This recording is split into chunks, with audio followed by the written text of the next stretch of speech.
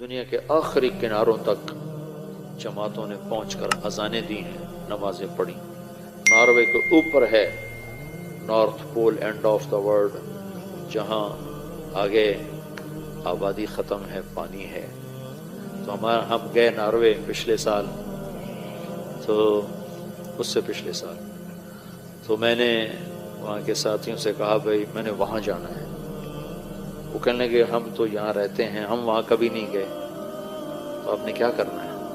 میں نے کہا ادھر جا کے اذان دینی ہے، نماز پڑھنا، دعوت دینی ہے۔ اللہ کے نبی کی بات ہے کہ دنیا کے آخری کنارے تک اللہ میری بات پہنچائے گا۔ بس یہ شوق ہے کہ مجھ سے پہلے بھی لوگ پہنچے ہوں گے، پر میں بھی ان میں شامل ہونا چاہتا ہوں کہ میں کہوں کہ یا رسول اللہ میری ملاقات ہو، تو یا رسول اللہ میں نے آپ کا نام اس آخری کنارے پر بھی لیا تھا۔ تو وہ پھر مجھے ڈرانے لگے، 2 گھنٹے کی فلائٹ ہے، 4 گھنٹے کی ڈرائیو ہے، آپ تھک جائیں گے۔ میں کہا نہیں، جانا ضرور ہے، ہماری ادھر تھی تو نہیں تشکیل پر، میں نے جانا ضرور ہے۔ تو خیر 2-4 ساتھی وہاں کے لیے کچھ اپنے وہاں سے ہم 2 گھنٹے کا سفر کر کے پہنچے۔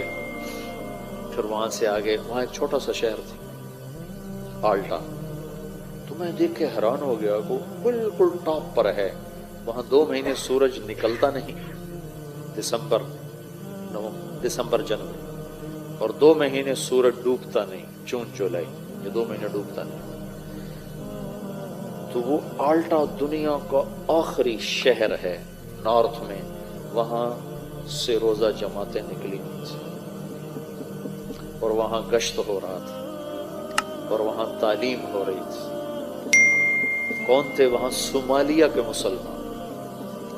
صومالین جب نکلے تو مائیگریٹ ہوئے تو مختلف جگہوں پہ آباد ہوئے۔ صومالین مسلمان، انہوں نے وہاں مسجد بنائی بڑی خوبصورت چھوٹی سی، وہاں سے روزہ جماعت 3 دن کی جماعتیں نکل رہی تھیں، گشت ہو رہا تھا، تعلیم ہو رہی تھی۔ انہوں نے ہمیں گاڑیاں میں، بھائی تو میرے سامنے بیٹھا کیا کر، تو میری سن، تو ادھر کیا دے، تو یہاں ٹیچر بن کے بیٹھا ہے تو میری سننے بیٹھا، اچھا پھر میری سن۔ تو وہاں سے انہوں نے ہمیں اپنی گاڑیاں دی، تو ہم وہاں سے 4 گھنٹے مسلسل چلے، اور آخری کنارے پر ایک گاؤں ہے چھوٹا سا، اس کی 1,500-2 ہزار آبادی ہے۔ تو اس میں جو پہلا مسلمان ہمیں ملا، اس نے کہا میرے 10 دن تبلیغ میں لگے ہو۔ پھر وہاں سے ہم آگے 1.25 گھنٹے کا آگے سفر تھا، اس گاؤں سے آگے 1.25 گھنٹے کا سفر تھا۔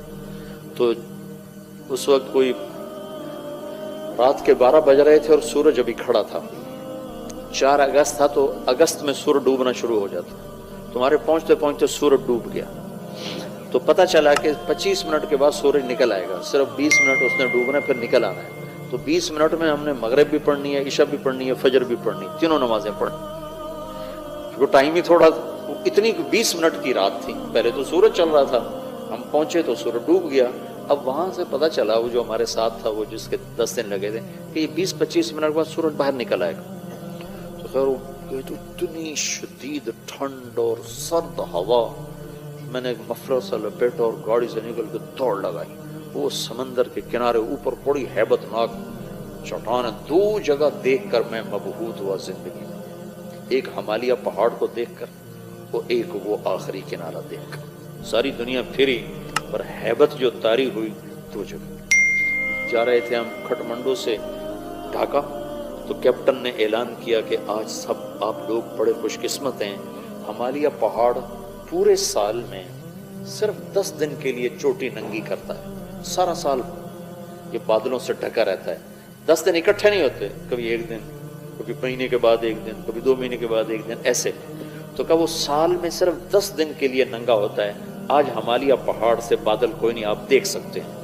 آپ یقین مانو، میں ادھر بیٹھا تھا، اعلان سن کے ادھر گیا دوسری کھڑکی طرف، تو دیکھ کر میں ایسے ہوں، ایسی ہیبت میرے اوپر طاری ہوئی۔ والجبال اوتادا، اور ہم نے پہاڑوں کو کیل بنا کے گاڑ دیا۔ اس دن مجھے پتہ چلا کہ جس کے کیل اتنے بڑے ہیں وہ خود کتنا بڑا ہوگا۔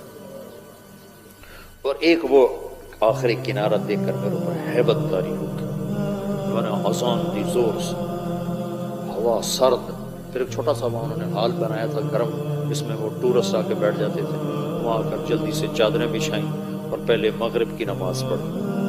نماز پڑھ کے سنتیں نہیں پڑھی کہ ڈر لگ رہا تھا کہ سورج نہ نکلے، پھر ساتھ ہی عشاء کی نماز پڑھی، عشاء کی نماز پڑھنے کے ساتھ ہی پھر فجر کی اذان تھی اور 2 سنتیں پڑھ کر پھر فجر کی نماز پڑھی۔